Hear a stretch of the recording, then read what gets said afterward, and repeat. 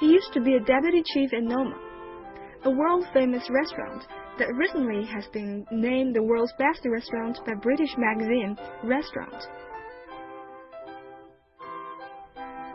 Despite Henriksen's drive towards innovation in gastronomy, he has a deep fondness for the rich history of the castle and its surroundings.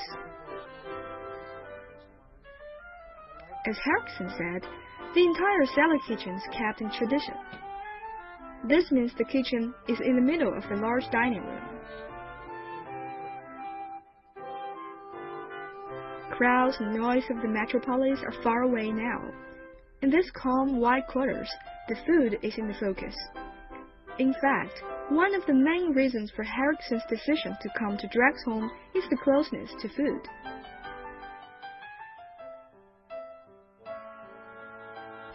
Being involved in the whole process is an important part for the 30-year-old head chef. In the castle's gardens, Henriksen has cultivated all the herbs it needs for giving his dishes the extra touch of taste. Over 100 kinds of herbs are growing here under his care. If the cooks need fresh herbs, they just come out to this garden and get them. It gives you the pleasure of going out each day, selecting what you think is best every day for each dish. Sometimes you get just a brand new idea, just going in here, you get the inspiration of the nature. I think one of the major differences is that it's been picked within 4 hours, and after it's I think a lot of vegetables, I think a lot of herbs simply starting to collapse. It's almost like meat. Some meat needs to be stored for a long time before it's going to be tender. I think it's just the opposite with vegetables and herbs.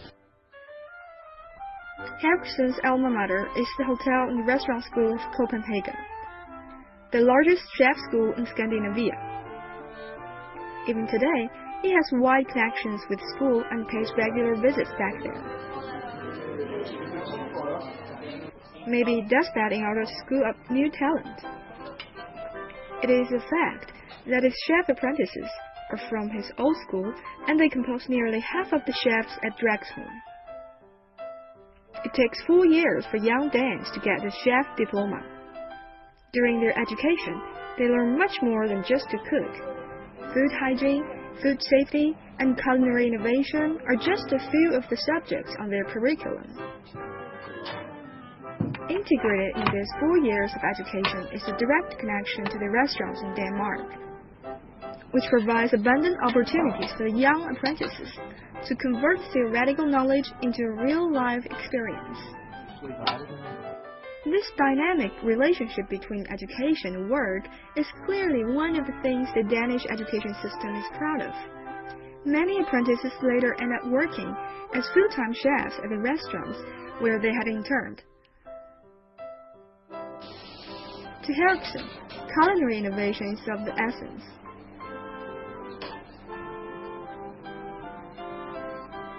He has completely redefined the usage of traditional Danish ingredients such as potatoes and pointed cabbage.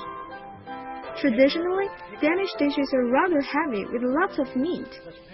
Yet Henriksen has designed a menu that is completely vegetarian and offers a sensation of fulfillment.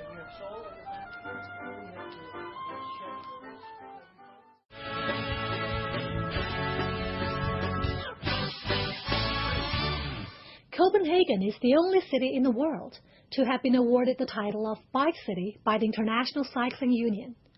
With more than 1/3 of local residents commuting by bike, the Danish are proud of their green lifestyle.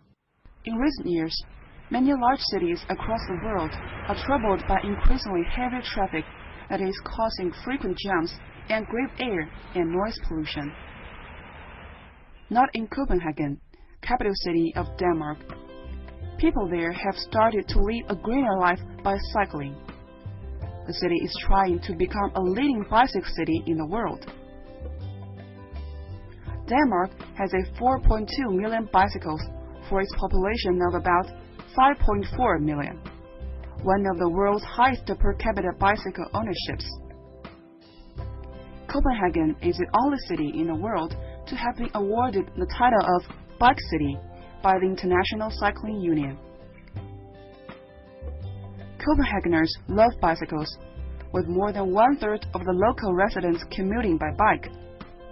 Cyclists are from all age groups and use various kinds of bicycles, including three-wheeled kids' bikes and tricycles. Bicycles with the logo of Little Mermaid have become symbols of Denmark. At the ongoing Shanghai World Expo, the Danish Pavilion specially launched a bike riding program for visitors to experience the Danish green lifestyle. Copenhageners love cycling for a variety of reasons. Surveys show that about 53% of cyclists say cycling enables them to move around easily and quickly and saves them from the trouble of traffic jams. The average speed in Copenhagen is 15 km per hour for bicycles and 27 km per hour for cars. For a commuter, with an average daily distance of 5 km to cover, cycling instead of driving will cut 300 kg of carbon dioxide emissions a year. Cycling is also a good exercise. A 30-minute bike ride at a comfortable pace does a lot of good to one's health. Last but not least, cycling is incredibly cheap. You don't have to pay any loans, insurance premiums, motor vehicle taxes, or gasoline. To encourage more people to use bicycles, the municipal government of Copenhagen has built a crisscrossed 350-kilometer network of cycle tracks. Green wave traffic light control planes allow cyclists to maintain a continuous traffic flow with a maximum speed of 20 km per hour during rush hours. Separate traffic lights and directional arrows have been installed for motor vehicles and bicycles, and separate lanes with coordinated traffic signals designated for those turning and those going straight to signals to avoid collisions. During the peak tourism season in summer, free city bikes are offered at many bike parking places in the city's downtown area. The idea is that anyone can take a bike from one place and return it to another that is closest to his destination. As large numbers of bicycles in Copenhagen need a lot of parking space, the municipal government has provided bike parking facilities in most public places, such as metro stations, shops, and street sideways. There are many smartly designed bike racks for public use, mostly free of charge. Even the Danish Parliament Hall has its own bike parking place.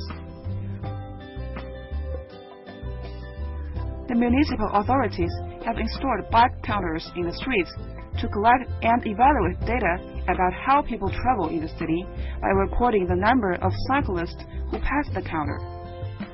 Getting more cycle tracks has been the common wish of many Copenhageners. Studies show that each new cycle track in the city will lead to a 20% increase in the number of cyclists and 10% drop in the number of cars. Copenhagen aims to become the most bicycle-friendly city in the world by opening more cycle tracks and creating better conditions for cyclists. The city is determined to reach its ambitious goal by 2015.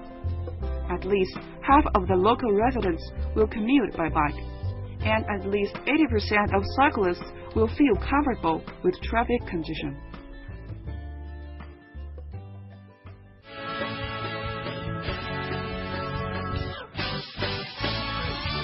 That brings us to the end of this edition of Global Visitor. Hope you enjoyed the show. Bye for now.